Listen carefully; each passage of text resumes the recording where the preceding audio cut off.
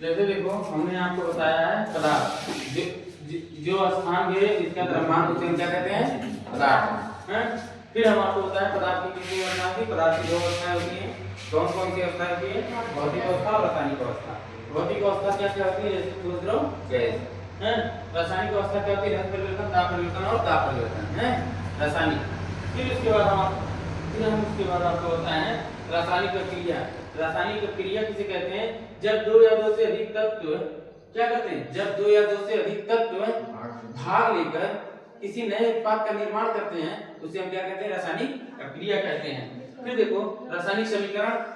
रासायनिक समीकरण किसे कहेंगे, तो तत्वों को प्रतीकों के रूप में लिखना ही क्या कहलाता है, रासायनिक समीकरण कहलाता है। तत्वों को प्रतीकों के रूप में लिखना ही क्या कहलाता है, रासायनिक समीकरण कहलाता है। फिर हम आपसे कहें अभिकारक किसे कहेंगे, तो अभिकारक आप कहेंगे तत्वों को प्रतीकों के रूप में आपने क्या किया, लिख दिया। अभिकारक को हम किस साइड हमेशा लिखते हैं, अभिकारक को हम हमेशा दाएं साइड लिखते हैं, उत्पाद को हमेशा बाएं साइड लिखते हैं। तो आपको यहाँ पे देखिए बना दिए हैं। जैसे अभिकारक में क्या है, H2SO4 सल्फ्यूरिक एसिड है, प्लस आपने क्या लिया, वाटर लिया, H2O sulphuric acid plus water हमने लिया, तो क्या बनेगा, SO4 मतलब सल्फर डाइऑक्साइड बनेगा, प्लस क्या बनेगा, H2O मतलब वाटर बना, प्लस क्या बना, हाइड्रोजन। दो हाइड्रोजन क्या होगा, मुक्त ऊर्जा।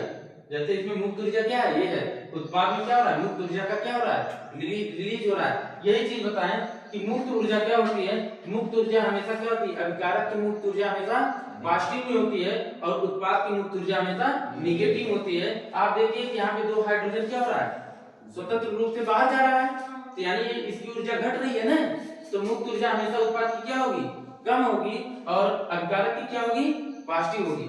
फिर हमने आपको बताया रासायनिक समीकरण कैसे व्यक्त करते हैं, तो रासायनिक समीकरण तत्वों को प्रतीकों के रूप में लिखना है, क्या कहलाता है, रासायनिक समीकरण कहलाता है। रासायनिक समीकरण को व्यक्त करने की प्रक्रिया आपको हम दिखा दिए कि H2+O।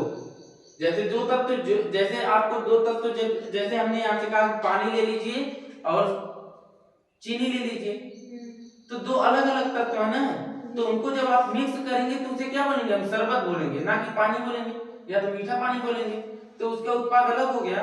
तो जब हम अलग अलग तत्व लेते हैं, तो जैसे हमने क्या लिया, हाइड्रोजन लिया और ऑक्सीजन लिया, तो ये क्या दो अलग अलग तत्व है ना, जब दो अलग अलग तत्व हैं तो इनको मिला के हम क्या बना लेते हैं, जल बना लेते हैं।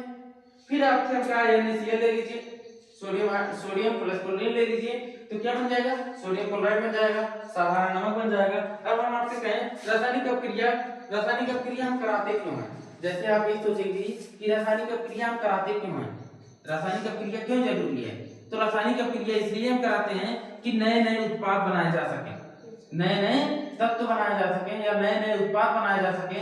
जैसे आप मान लीजिए हाइड्रोजन और ऑक्सीजन मिलाना नहीं सीखती तो आप पानी नहीं बना पाती।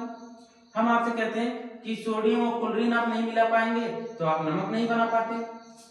तो इसलिए हम रासायनिक समीकरण कराते हैं या रासायनिक अपक्रिया कराते हैं कि नए नए उत्पाद और नए नए पदार्थ बनाए जा सके। इस वजह से हम रासायनिक अपक्रिया कराते हैं। आपको इतना समझ में आ गया होगा, बस ठीक है। अब आगे कल बायोलॉजी रहेगा आप लोगों का।